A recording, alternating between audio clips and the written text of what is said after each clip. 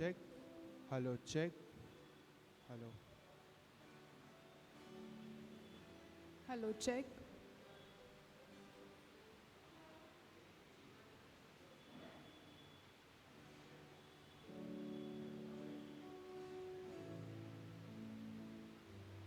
Check, check. 1, 2, 3.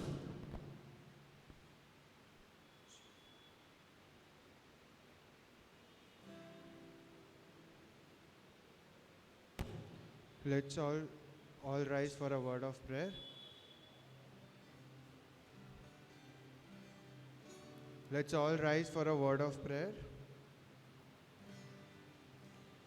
Most gracious Heavenly Father, Lord, we thank you and praise you, Master, for this wonderful and beautiful evening that you have given in our life, O Lord. Lord, we thank you for each and every moment that you have given us, O Lord.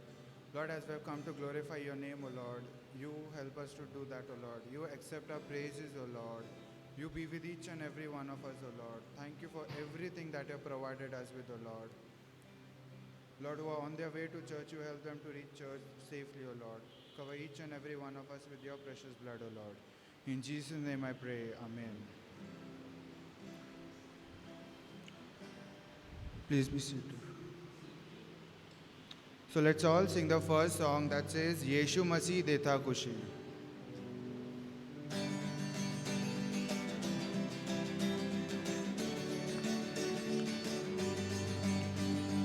यीशु मसीह देता खुशी करे महिमा उसकी पैदा हुआ बना इंसान देखो भागा शैतान देखो भागा भागा देखो भागा भागा देखो भागा भागा शैतान देखो भागा भागा देखो भागा भागा देखो भागा भागा शैतान नारे लगाओ जय गीत गाओ शैतान हुआ परेशान ताली बजाओ नाचो गाओ यीशु हुआ मेहरबान ताली लगाओ जय गीत गाओ शैतान हुआ परेशान ताली बजाओ नाचो गाओ यीशु हुआ मेहरबान यीशु मसीह देता खुशी करे महिमा उसकी पैदा हुआ बना इंसान देखो भागा शैतान देखो भागा भागा देखो भागा भागा देखो भागा भागा शैतान देखो भागा भागा देखो भागा भागा देखो भागा भागा शैतान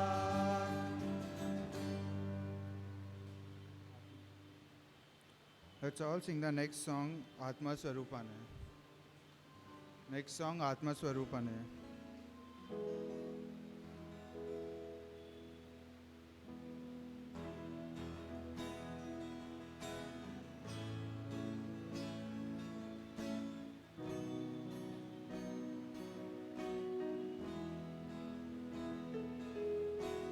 Atma Swarupane.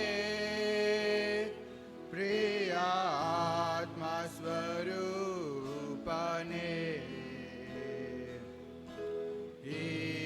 Igaba Deva Iliduba Deva Nama Madhya Dolu Igaba Deva Iliduba Deva Nama Madhya Dolu Bhola Sada Kesari Ninda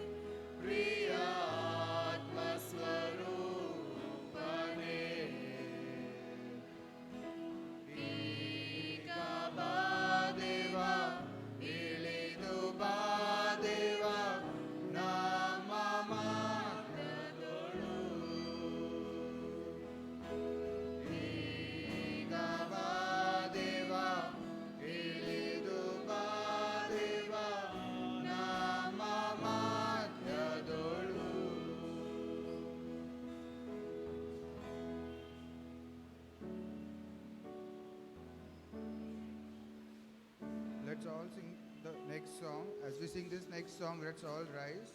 That says, Light of the world, you step dark into darkness. Let's all rise as we sing this next song.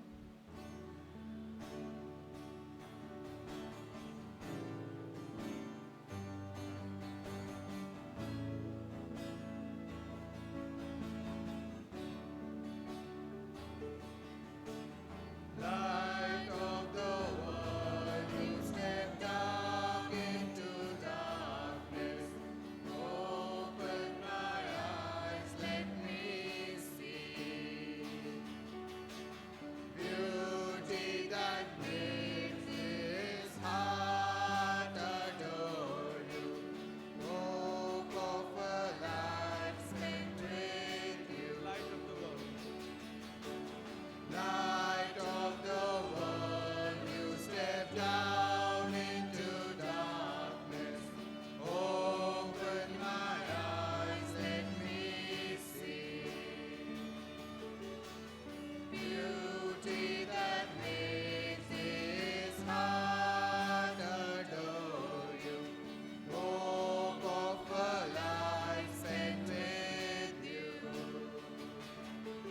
So here I am to worship, here I am to bow down, here I am to say that you're my God. You're altogether lovely, altogether worthy, altogether wonderful to me. King of all days, oh so highly exalted, glorious in heaven above. Humbly you came to the earth you created, all for love's sake became poor. Here I am to worship, here I am to bow down, here I am to say that you're my God. You're altogether lovely, altogether worthy, altogether wonderful to me. Light of the world, you step down into darkness. Open my eyes, let me see beauty that makes this heart adore you. Hope of a life spent with you. So here I am to worship, here I am to bow down, here I am to say that you're my God. You're altogether lovely, altogether worthy, altogether wonderful to me. Requesting everyone to be seated.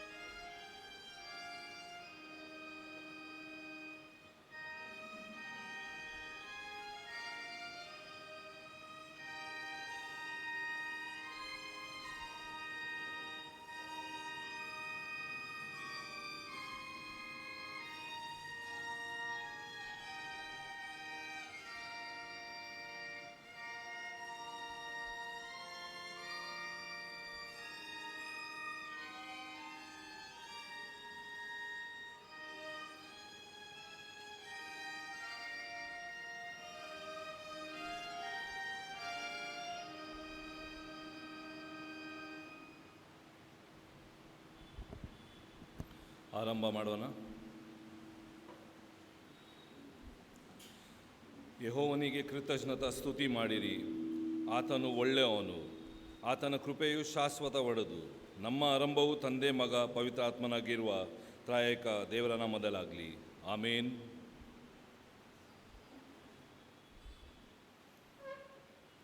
ನಾವೀಗ ಕನ್ನಡ ಸಂಗೀತದಲ್ಲಿ 72ನೇ ಸಂಗೀತ ಹಾಡುವನ.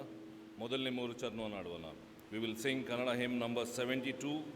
We will sing the first, second and the third verse.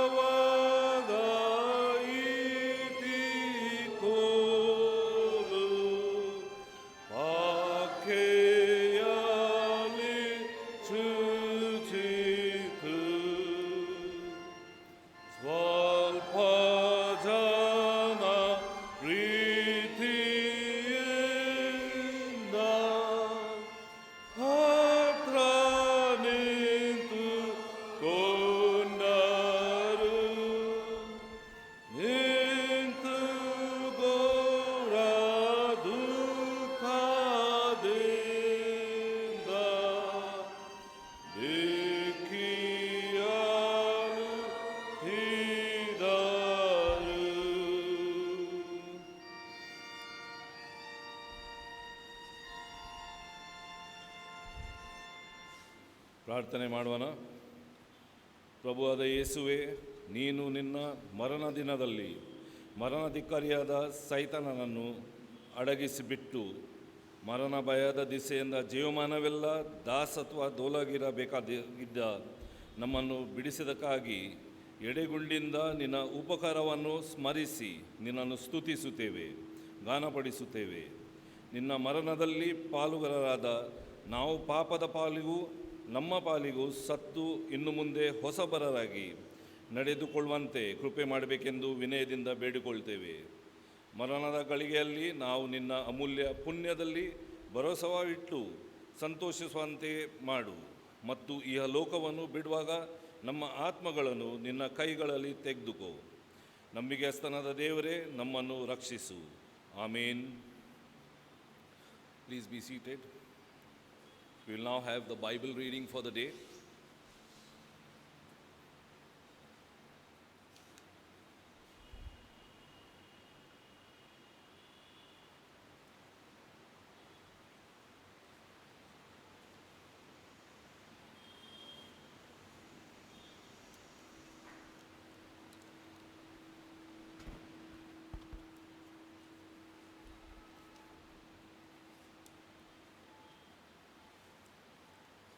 ಇಂದಿನ ಶ್ರಮಾ ದಿನದ ಆರಾಧನೆಗೆ ನೇಮಕವಾದ ಸುವಾರ್ಥ ಭಾಗವು ಅದು ಮತ್ತಾಯನು ಬರೆದ ಸುವಾರ್ತೆ 27ನೇ ಅಧ್ಯಾಯ 27ರಿಂದ 31 ವಚನಗಳು. The scripture reading is for Lenten service is taken from the book of Matthew chapter 27 verses 27 to 31. ಮತ್ತಾಯ 27ರಿಂದ 31 ವಚನಗಳು. ಇಲ್ಲಿ ಬರೆದಿರುವ ದೇವರ ವಾಕ್ಯವನ್ನು ಓದಿ ಕೇಳೋಣ. ಆಮೇಲೆ ದೇಶಾಧಿಪತಿಯ ಸಿಪಾಯಿಗಳು ಯೇಸುವನ್ನು ಅರಮನೆಯೊಳಗೆ ತೆಗೆದುಕೊಂಡು ಹೋಗಿ ಪಟಲಾಮನ್ನೆಲ್ಲ ಆತನ ಸುತ್ತಲೂ ಕೂಡಿಸಿಕೊಂಡು ಆತನ ಬಟ್ಟೆಗಳನ್ನು ತೆಗೆದುಹಾಕಿ ಕೆಂಪು ಒಳ್ಳಿಯನ್ನು ಹೊದಿಸಿ ಮುಳ್ಳುಬಳ್ಳಿಯಿಂದ ಕಿರೀಟವನ್ನು ಹೆಣೆದು ಆತನ ತಲೆಯ ಮೇಲೆ ಇಟ್ಟು ಬಲಗೈಯಲ್ಲಿ ಬೆತ್ತವನ್ನು ಕೊಟ್ಟು ಆತನ ಮುಂದೆ ಮೊಣಕಾಲೂರಿ, ಯೆಹೂದ್ಯರ ಅರಸನೇ, ನಿನಗೆ ನಮಸ್ಕಾರ ಎಂದು ಆತನನ್ನು ಪರಿಹಾಸ್ಯ ಮಾಡಿದರು. ಮತ್ತು ಆತನ ಮೇಲೆ ಉಗುಳಿ ಆ ಬೆತ್ತವನ್ನು ಕಸಿಕೊಂಡು ಆತನ ತಲೆಯ ಮೇಲೆ ಹೊಡೆದರು. ಹೀಗೆ ಆತನನ್ನು ಪರಿಹಾಸ್ಯ ಮಾಡಿದ ಮೇಲೆ ಆ ಒಲ್ಲಿಯನ್ನು ತೆಗೆದು ಆತನ ಬಟ್ಟೆಗಳನ್ನು ಹೊದಿಸಿ ಆತನನ್ನು ಶಿಲುಬೆಗೆ ಹಾಕುವುದಕ್ಕೆ ತೆಗೆದುಕೊಂಡು ಹೋದರು.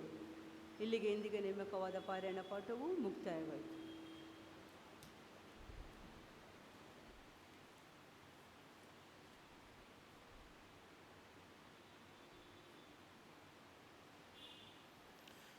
ನಾವೀಗ ಎದ್ದು ನಿಂತು ಅಪೊಸ್ತಲಿಕ ವಿಶ್ವಾಸ ಪ್ರಮಾಣವನ್ನು ಅರಿಕೆ ಮಾಡೋಣ.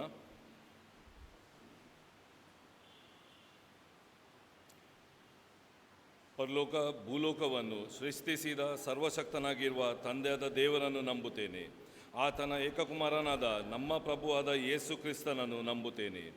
ಈತನು ಪರಿಶುದ್ಧಾತ್ಮದಿಂದ ಕನ್ಯಾ ಮರಿಯಳ ಗರ್ಭದಲ್ಲಿ ಧರಿಸಲ್ಪಟ್ಟು ಅಕೆಯಲ್ಲಿ ಹುಟ್ಟಿ ಪೊಂತಿ ಪಿಲಾತನ ಅಧಿಪತ್ಯದಲ್ಲಿ ಶ್ರಮೆ ಹೊಂದಿ ಶಿಲುಬೆಗೆ ಜಡಿಯಲ್ಪಟ್ಟು ಸತ್ತು ಹುಣಲ್ಪಟ್ಟು ಪಾತಾಳಕ್ಕೆ ಇಳಿದು ಹೋಗಿ ಮೂರನೇ ದಿನದಲ್ಲಿ ಸತ್ತೋರ್ ಲೋಕದಿಂದ ಎದ್ದು ಬಂದನು. ಪರಲೋಕಕ್ಕೆ ಏರಿ ಹೋಗಿ ಅಲ್ಲಿ ಸರ್ವಶಕ್ತನಾಗಿರುವ ತಂದೆಯಾದ ದೇವರ ಬಲಪರ್ಶ್ವದಲ್ಲಿ ಕುಳಿತುಕೊಂಡಿರುತ್ತಾನೆ. ಅಲ್ಲಿಂದ ತಿರುಗಿ ಬಂದು ಬದುಕೋರಿಗೂ ಸತ್ತವರಿಗೂ ನ್ಯಾಯ ತೀರಿಸುವನು ಎಂಬುದನ್ನು ನಂಬುತ್ತೇನೆ. ಪರಿಶುದ್ಧಾತ್ಮನನ್ನು ನಂಬುತ್ತೇನೆ. ಒಂದೇ ಪರಿಶುದ್ಧ ಕ್ರೈಸ್ತ ಸಭೆಯು, ಭಕ್ತರ ಅನ್ಯೋನ್ಯತೆಯು, ಪಾಪದ ಪರಿಹಾರವು, ದೇಹದ ಪುನರುತ್ಥಾನವು, ನಿತ್ಯ ಜೀವವು ಉಂಟು ಎಂಬುದನ್ನು ನಂಬುತ್ತೇನೆ. ಆಮೇನ್. ದಯಮಾಡಿ ಕೂತ್ಕೊಳ್ಳಿರಿ. ನಾನೀಗ ಸಭೆಗೆ ಸಾರಿ ತಿಳಿಸುವ ಕೆಲವು ವಿಷಯಗಳನ್ನು ಓದಿ ತಿಳಿಸುತ್ತೇನೆ. I will do a couple of announcements for this week.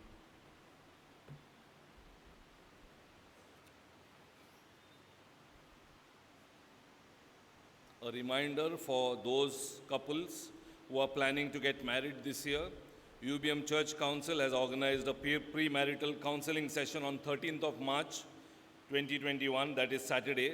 The last date for registration is today, that is 10th of March. The registration links can be found with the local pastors. Choir practice will be held on Friday, 12th of March at 7:30 p.m.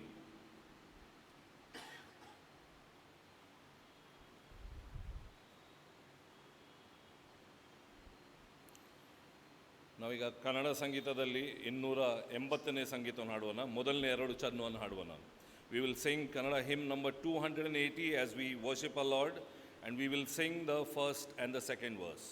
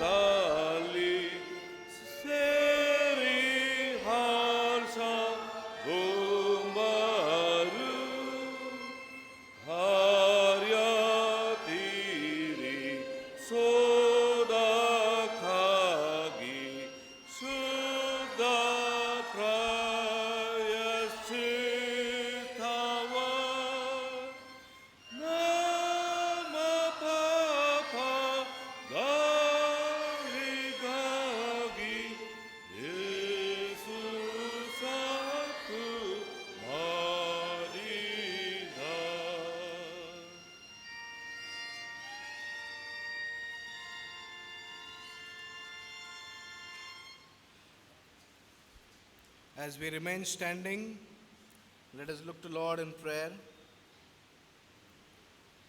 Loving Heavenly Father, as we ponder on your word today, we pray that you open our hearts and open our minds so that we can listen to your voice as you speak to us. In Jesus' name we pray. Amen. Amen.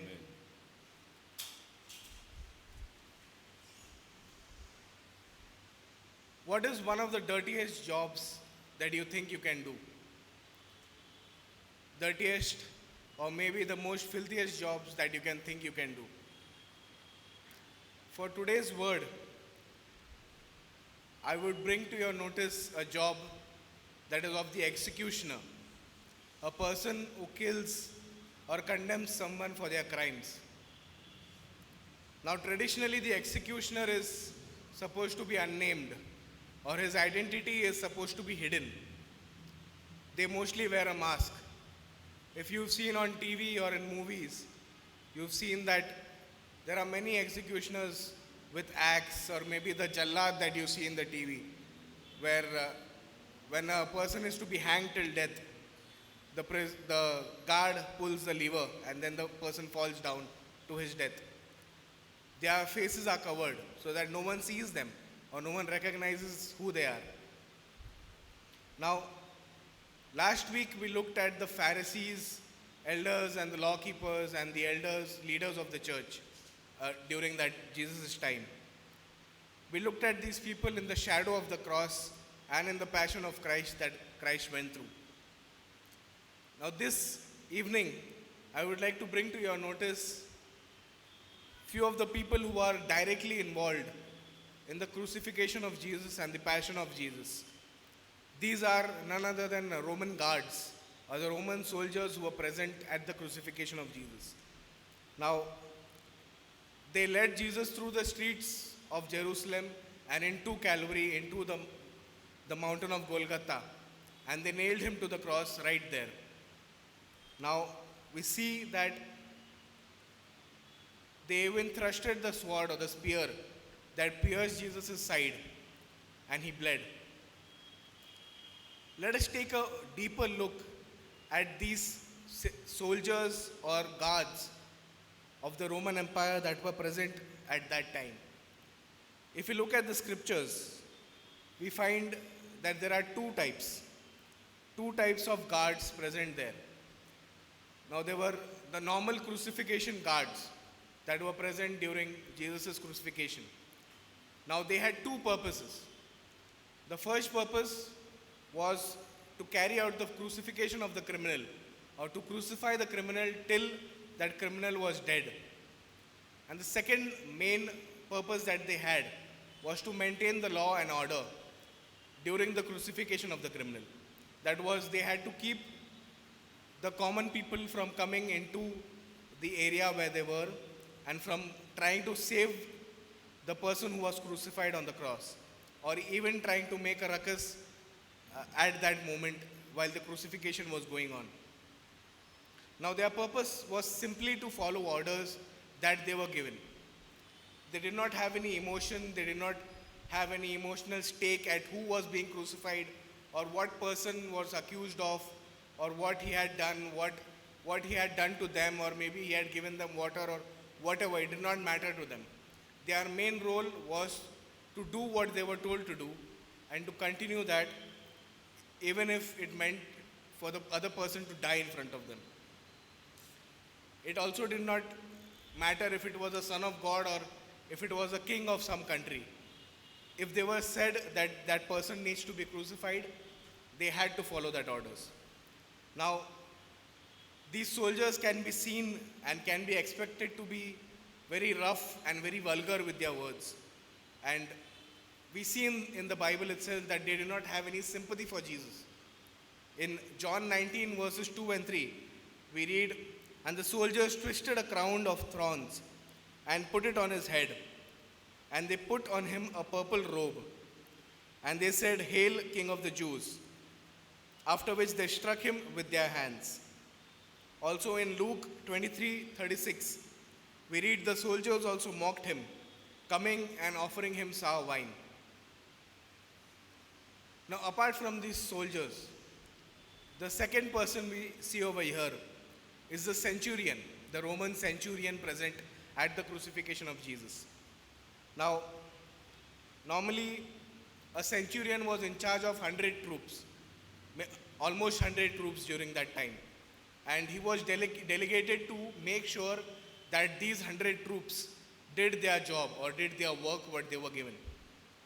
Now, it would be a normal foot soldier who had come up into ranks and had gotten a promotion after promotion because of their intelligence or because of their courage that they had shown. And these centurions were expected to be very cold-hearted and very effective with what they had to do. That means they were on a next level of inhuman behavior because they had to complete what their task was anyhow and anywhere. And we see a very interesting story in Matthew chapter 8, verses 5 to 10, where Jesus came across one of the centurions of the Roman Empire. And this centurion had a desire for Jesus to heal one of his servants who was not well. And we see that Jesus healed his servant and the centurion went back happily. So now we know that there were two types of soldiers present over there. Now, what were their reactions to the crucifixion of Jesus? Or how did the soldiers react to Jesus being crucified? Now, the guards seemed to have absolutely no pity for Jesus, even when he was in agony or even when he was in pain. They went out with the task that they were given, with their cold heart and with their absolute vulgarness that they had. Now, an interesting point to note over here is, normally there were a lot of soldiers who were present over there to guard and to look over the crucifixion that was going on. But during Jesus' crucifixion, since it was done in so much hurry, there were only 4 guards present. Now, how do we note that there were only 4 guards present? In John chapter 19, verse 23, we read, "Then the soldiers, when they had crucified Jesus, took his garments and made 4 parts, to each soldier a part, and also the tunic. Now the tunic was without seam, woven from top in one piece." So that is a proof that there were only 4 soldiers present over there. Now, they knew that no one would come to save the Jesus who claimed to be the Messiah. That is why maybe they decided that only 4 soldiers would be enough to handle such a big mob that had come to see the crucifixion of Jesus.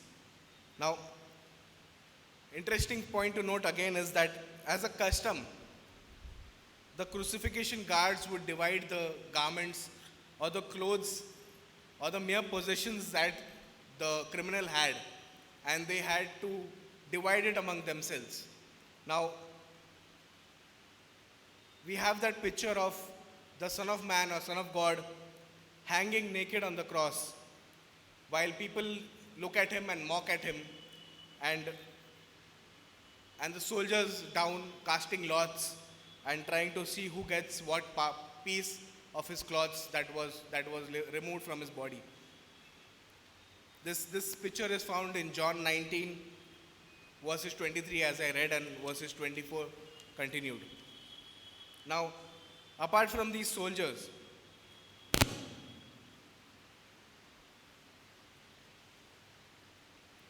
there is a centurion who we see. Now, this centurion was somewhat different. Even though we know that centurions are supposed to be ruthless, they are supposed to be heartless, but this centurion was different. Somewhere along the way during the crucifixion of Jesus, he became impressed with the life of Jesus and with what Jesus was. Maybe it could be the way he held up under anguish, or maybe the pain that Jesus was going through. But he had seen a lot of pain during his time.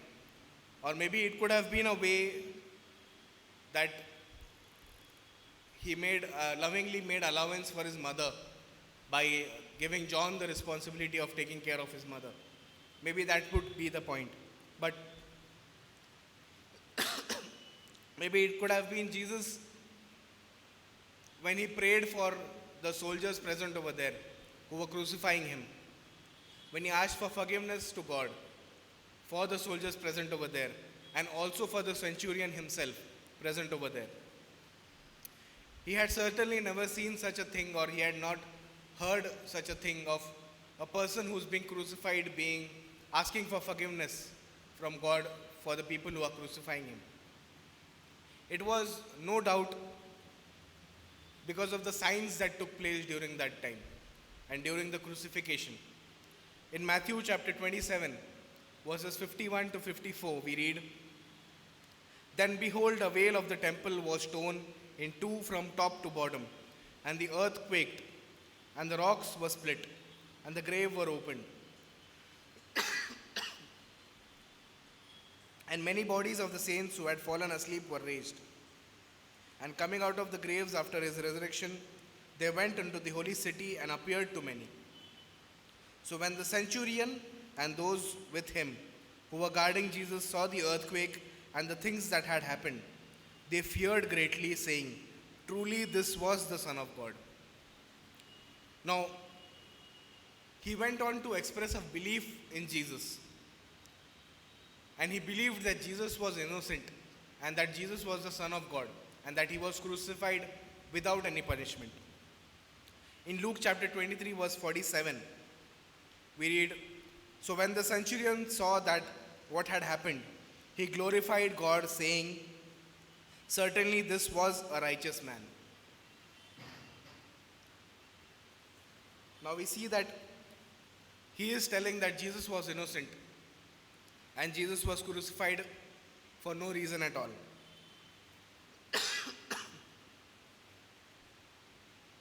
It could also be possible that the centurion was somewhat like the centurion we see earlier, who had come to Jesus for help. Or maybe in Acts, the centurion we see, Cornelius. In Acts chapter 10, we see him getting baptized in the name of God the Father, Son, and Holy Spirit. They were believers. They were believers in the true God. They were believers of Jesus. But if you notice, this centurion glorified God. He glorified God and wondered about how coming in contact with Jesus affected his life. And not only his life, but also the soldiers' life that were present over there that day. Now, we can think maybe the soldiers became Christians, or maybe they were baptized later on by the disciples. The pulpit commentary and few scholars, they relate the tradition that the centurion that was present during Jesus' crucifixion, he was Longinus, a centurion named Longinus, and that he became a devoted follower of Jesus and preached the gospel, and he became a martyr after that. Now, we do not know if all of the soldiers became Christians and if all of them preached the gospel after that crucifixion day. But we can be sure that their lives were changed. Within that few hours that they spent right under the feet of Jesus, their lives were changed forever. Seeing the Son of God hanged on the cross changed what they perceived as in their life to be important forever. What do we learn from this lesson? Or what do we learn from these soldiers' lives? I'll give you two things that we can learn. The first thing is, even the most holy and spiritual activity that we do in our lives can appear as carnal or as bad to those who are not spiritual at all. In Titus chapter 1, verses 15 and 16, it says, "To the pure, all things are pure. But to those who are defiled and unbelieving, nothing is pure. But even their minds and conscience are defiled. They profess to know God, but in works they deny Him, being abominable, disobedient, and disqualified for every good work. Now, here was a man giving his life without any complaint. Jesus giving his life without any complaint, without any anguish that could be seen, and without pleading for mercy like the other criminals used to do. And the Roman soldiers can be seen casting lots of his mere possessions that he had. And we should not be terribly surprised when a non-Christian does not see the greater significance of spirituality of the Lord's Supper, or maybe baptism, or all the sacraments that we have. If we read Romans chapter 8, verses 5 and 8, Romans chapter 8, verses 5 to 8, it says, "For those who live according to the flesh set their minds on things of the flesh, but those who live according to the Spirit set the things of the Spirit. For to be carnally minded in death, but to be spiritually minded is life and peace. Because the carnal mind is enmity against God, for it is not subject to the law of God, nor indeed it can be. So then, those who are in the flesh cannot please God." Now, the cross of God, cross of Jesus, has the power to change the individuals. As we saw with the soldiers, as we saw with the centurion, it has the power to change individuals, it has the power to change lives.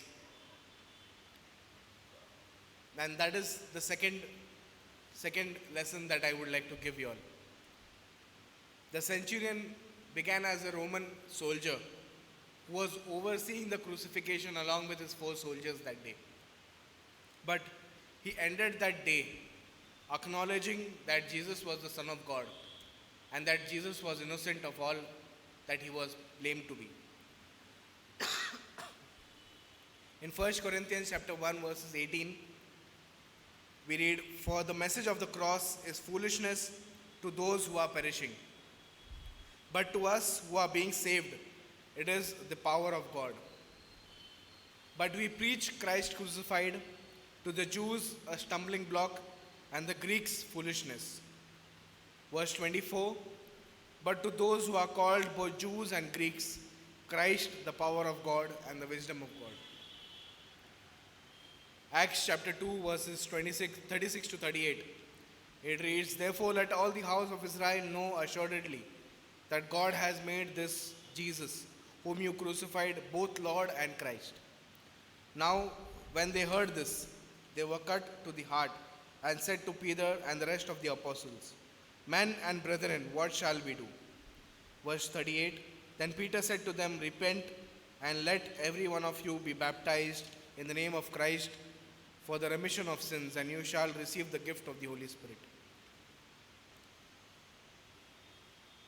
Now, as we've seen today, the power of the cross and the power of Jesus' redemption can change lives, even the lives of a vulgar carnal person who is meant to kill on instruction.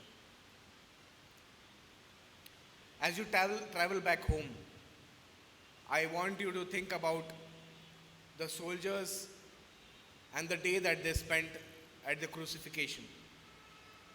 What they went through that day.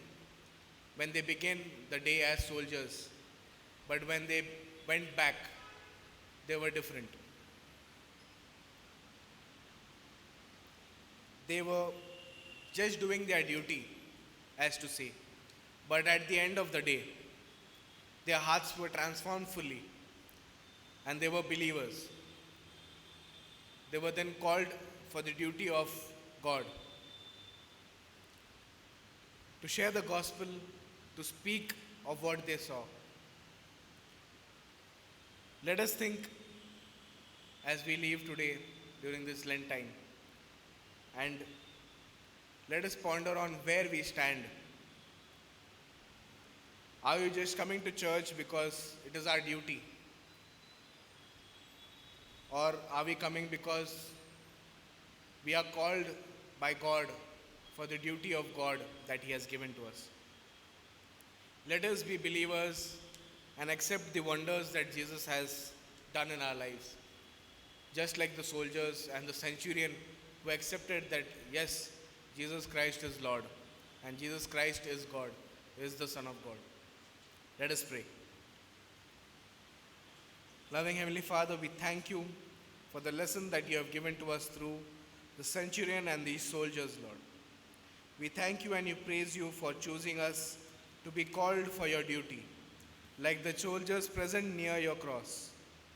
We pray that we learn more and come closer to you during this Lent days as you open our hearts and grant us the salvation that flows through you and only through your blood, so that we can say to the world, like the centurion, that you, Jesus, are the Son of God. This we pray and ask in the matchless name of our Lord and Savior Jesus Christ. Amen.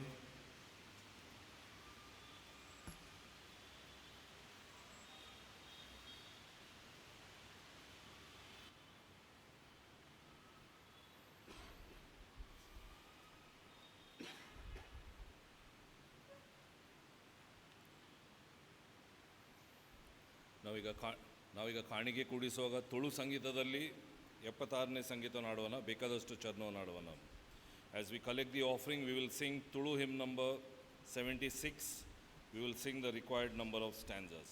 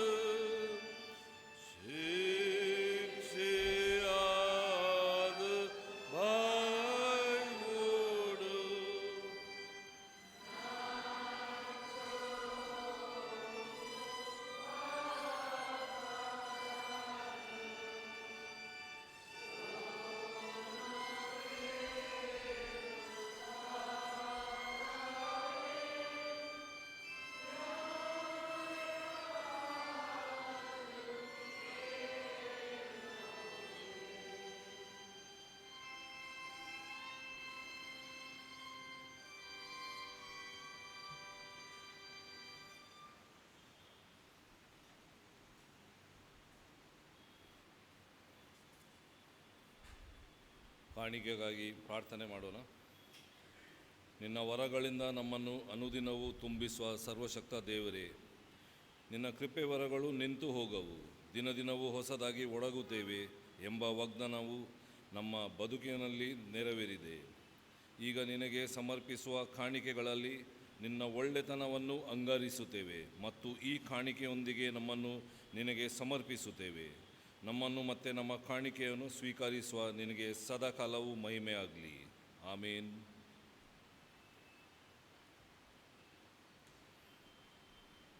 ಒಟ್ಟಾಗಿ ಕರ್ತನ ಪ್ರಾರ್ಥನೆಯನ್ನು ಅರಿಕೆ ಮಾಡೋಣ. ಪರಲೋಕದಲ್ಲಿರುವ ನಮ್ಮ ತಂದೆ, ನಿನ್ನ ನಾಮವು ಪರಿಶುದ್ಧವೆಂದು ಎನ್ನಿಸಲ್ಪಡಲಿ.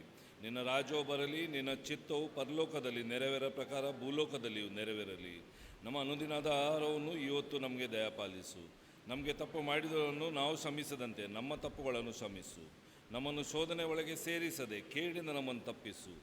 ಯಾಕೆಂದರೆ ರಾಜ್ಯವು ಬಲವು ಮಹಿಮೆಯು ಸದಾಕಾಲವೂ ನಿನ್ವೆ. ಆಮೇನ್. ಪ್ರಭುವಿನ ಆಶೀರ್ವಾದವನ್ನು ಹೊಂದಿಕೊಳ್ಳಿರಿ. ಪ್ರಭುವಾದ ಯೇಸು ಕ್ರಿಸ್ತನ ಕೃಪೆಯು, ದೇವರ ಪ್ರೀತಿಯು, ಪವಿತ್ರಾತ್ಮನ ಅನ್ಯೋನ್ಯತೆಯು ಸದಾ ನಿಮ್ಮೆಲ್ಲರ ಸಂಗಡ ಇರಲಿ. ಆಮೇನ್.